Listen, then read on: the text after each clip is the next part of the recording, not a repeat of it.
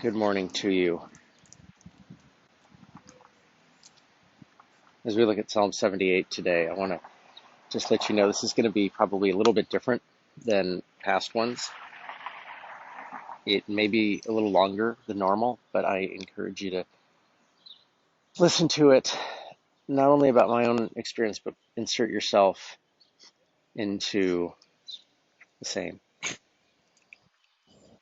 I'm going to be walking and talking around the little community in which I live. And also, just a side note, I'm walking Scout alongside right now. So there may be a few points along the way where you hear me like, come on, Scout, let's go, or leave it, stuff like that. That's directed at Scout, not at you. Anyway, the psalm for today is Psalm 78. And I'm not going to read that psalm today. I encourage you to pause this right now and read it yourself. It's very long. It's about 77, 78 verses itself.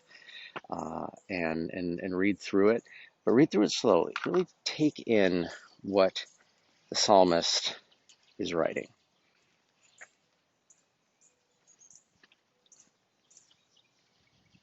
Okay, well, welcome back. So, as I said, I'm walking around our neighborhood and just sharing a few things because here's the thing about this psalm. This is a psalm that was used in the worship life of the community. So imagine a psalm in the church or synagogue or mosque or faith community or wherever you participate as a group, where you read a lengthy story about disobedience and about all the things that had gone wrong and had been done wrong in the past. The poet for this psalm, Martha Spong, wrote, "Glaciers run like rivers and trees blaze in the hills. Do you, God, burn it all down? Or are we the ones who've overheated the earth? Hurricanes wash away houses by water, and do you punish us with floods? Or have we underestimated the ocean's reach? Our ancestors blamed you, O God, when things went to Sheol, describing a cycle of faithlessness and retribution, the rescue negotiated by prophets, and the return to relationship. How many times will we be our own worst enemies?" Reverend Spong really hits upon the core of this psalm, which is it's easy for us to recount the things that happened in the past, but not to take the responsibility for them, or frankly, just to ignore those events altogether. But what I love about this psalm is it doesn't ignore the events. It doesn't ignore the realities of what has come before. And it's believed that it's necessary to continue to tell the story. Not just the stories of triumph and victory, but the stories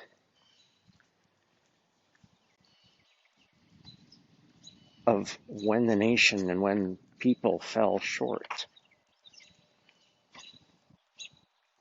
And so as I walk around my community this morning, I have to say, I've been living here almost 11, 12 years now. Lived here longer than anywhere else other than my hometown that I grew up in. I love this place where I live. It's a wonderful community. Our children have found a home here. Families found a home here. We built relationships here.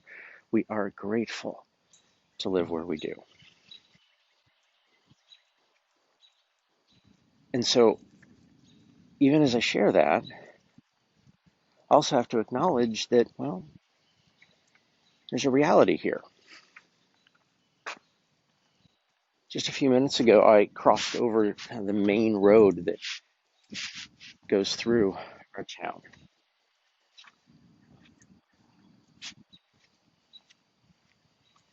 It's a cut through for many different communities going north, this part of Cincinnati. But I've talked to so many of my African American friends who have shared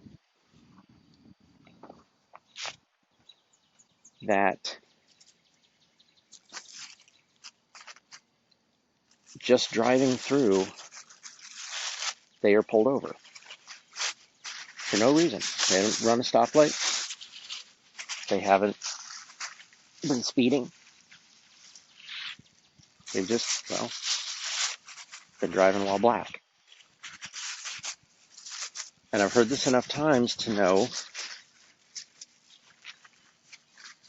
that this is a reality.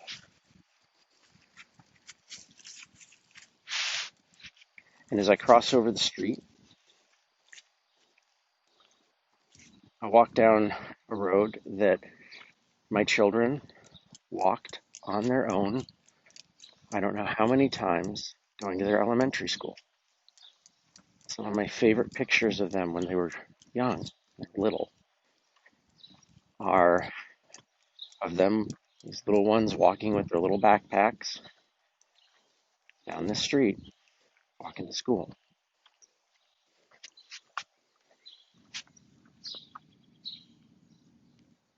We don't fear for our children's safety as they walk to school or walk home. We're in a community where that's not a reality here.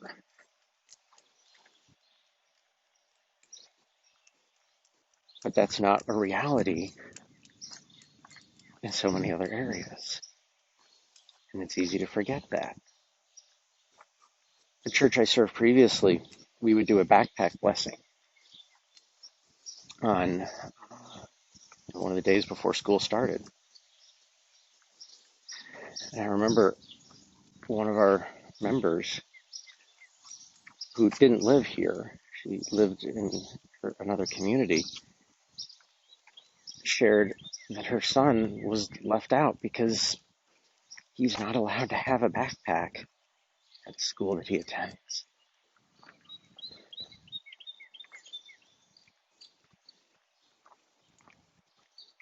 A different world.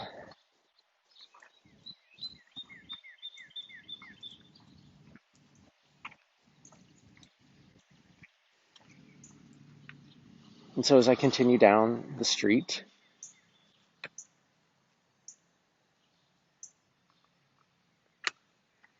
I see homes that have been here, many of them for well over 100 years. They're beautiful houses. I mean, some of these are just these enormous homes that just unique and color and architecture, and yeah, I mean, they're beautiful places to live. I remember a story from the Historical Society one time about the founding of our community as well as the ones right around it. So this community was founded by wealthy, powerful, the owners of major corporations and businesses in Cincinnati area.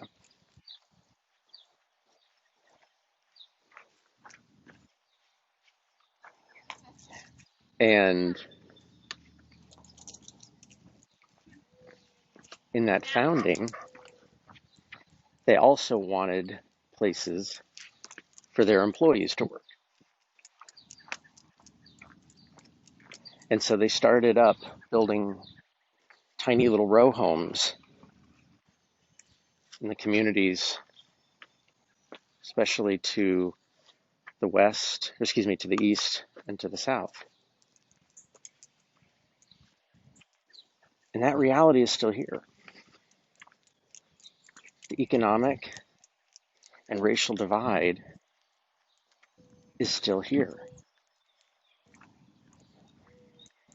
On the eastern side of our community is a couple of railroad tracks.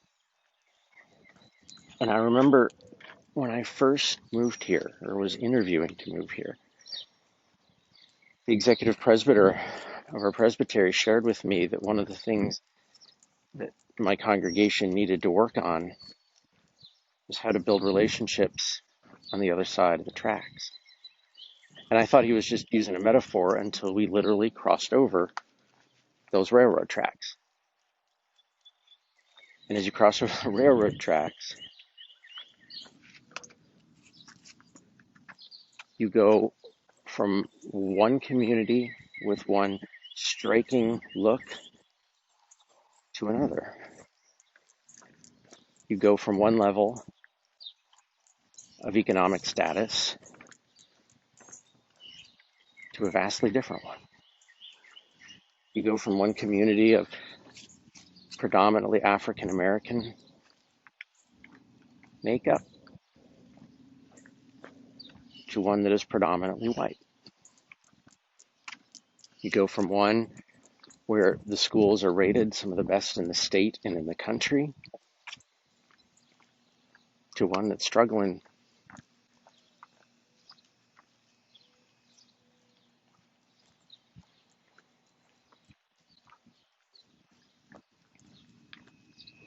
Get kids to graduate.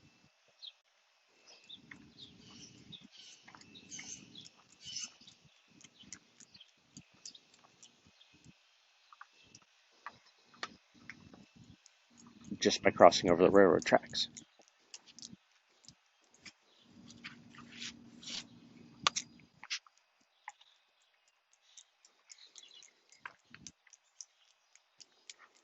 Along the same railroad tracks, there used to be a sign. The slogan of the community, live smart, live here. And it was the sign not, it was a sign that you saw as you leave community and cross over the railroad tracks. That always struck me as, you can read it the other way. If you don't live here, you're stupid.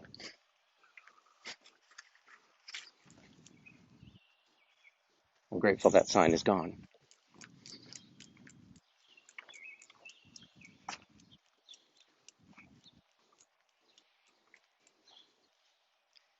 And then as you walk just a few more blocks past there, you come to a little rock, a tiny little plaque outside the city building.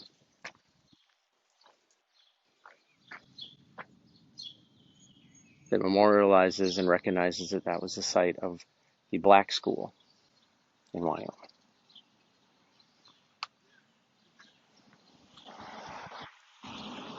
At one point here in this wonderful, idyllic community here in Ohio, our schools were segregated.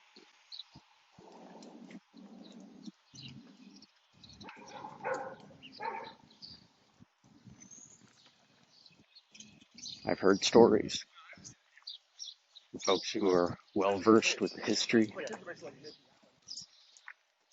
this community that some of the churches themselves founded so that people wouldn't have to make the long trek down the road to the surrounding communities.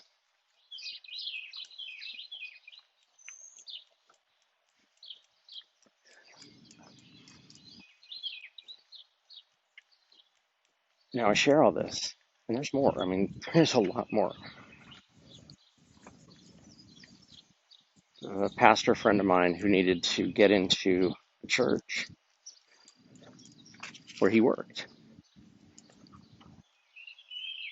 he called me at 9:30 at night to say, hey, I just want to let you know if somebody calls that there's a black man trying to get into the church, I just want to let you know it's me.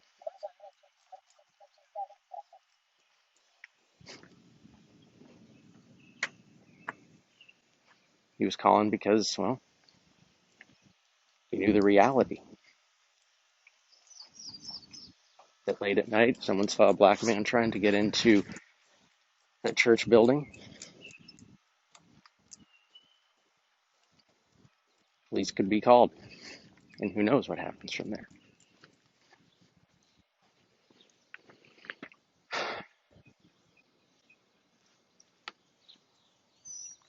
So it's easy to say, as I share all this, you know, if you don't like living in this community, we'll move out.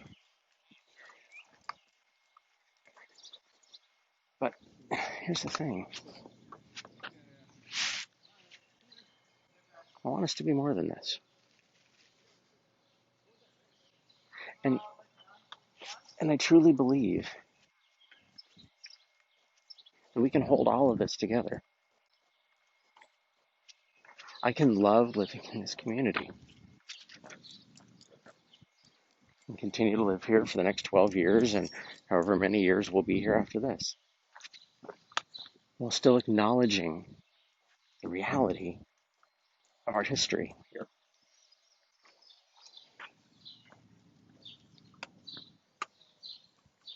Just like in this psalm.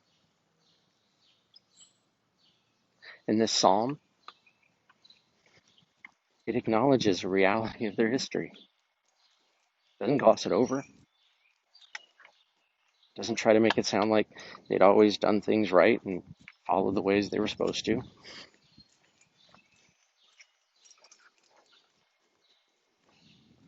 But this was who they were, who they are.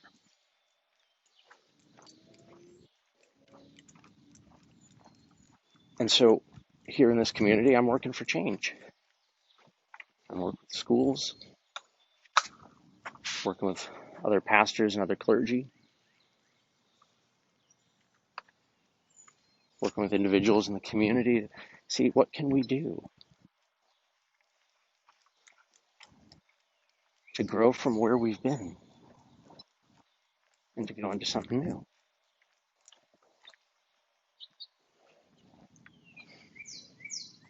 It's the same with our churches.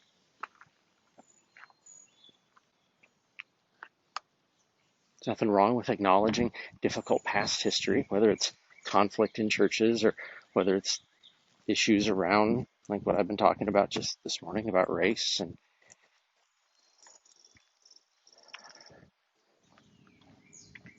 And it's okay to do that in our country. It doesn't diminish love of our country to acknowledge the brutal racial history that is here. And not just for African Americans. I mean, you can go down the list. Acknowledging it, sharing it, speaking it does not diminish love for country, love for what this country can and should be, and it has been for many.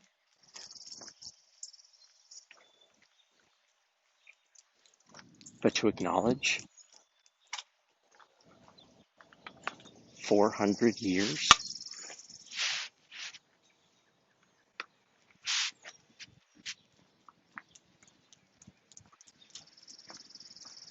since 1619, the slave trade began.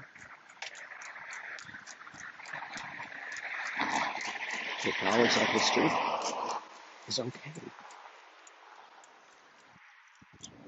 And it's needed. It's needed for us to be able to come to a point where we can grow into the fullest, the ideals of what we can be.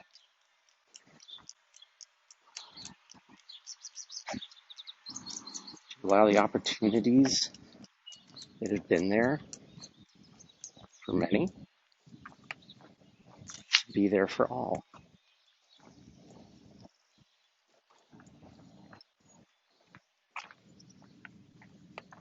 So in this time of unrest and unsettledness, take time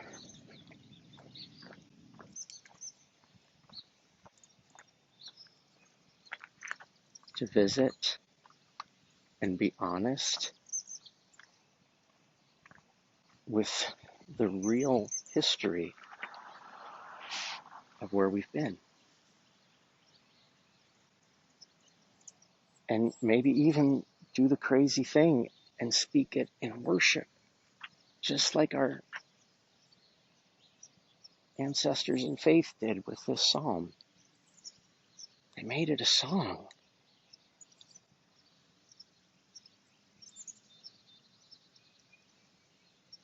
When we acknowledge that history, we strip it, the power that holds it back, and it opens us to the possibility of a new and a different future. I feel like, I know the last part was 20 minutes long, and so why not another few more? I just felt like there was another piece that needed to be lifted up, and that is the why, kind of the capital W why. Yes, it is. Yeah, we need to do this so we can change. But God wants to heal this. This being honest with where we've been, with histories of our community, our cities, our nation, and not just the history, but also the present. I mean, in doing that, it opens the possibility for healing. Healing for those who have borne the brunt of that oppression. Healing for those who still bear it. And it brings about the possibility for healing for those who have been the oppressors, willingly or not, knowingly or not. It opens us all to a new future where, as Paul wrote, where we can be that one new humanity that God desires for God's world.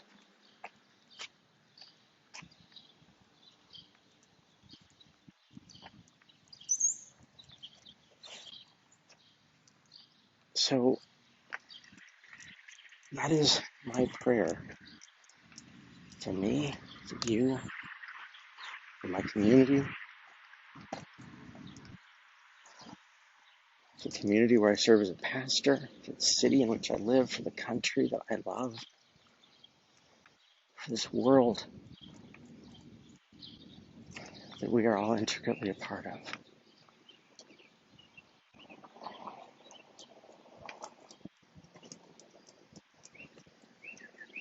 Grace and peace be with you.